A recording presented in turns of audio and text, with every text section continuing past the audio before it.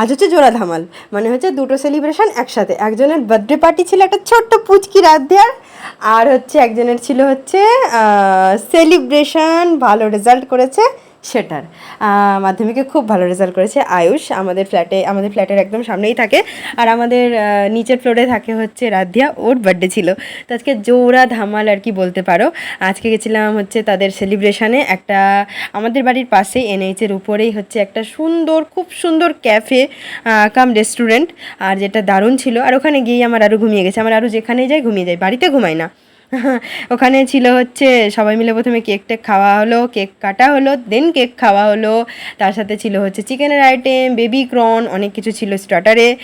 দেন সবাই মিলে একটু এনজয় করে খাওয়া দাওয়া হলো। আর তোমরা যারা বড় ভ্লগটা দেখতে চাও আমরা কি কি করেছি, তো সেটা তোমরা পুরো এনজয়টা আমাদের বড় ভ্লগে যেয়ে চেক করতে পারো, আমার চ্যানেলে বড় ভ্লগটা দেওয়া আছে।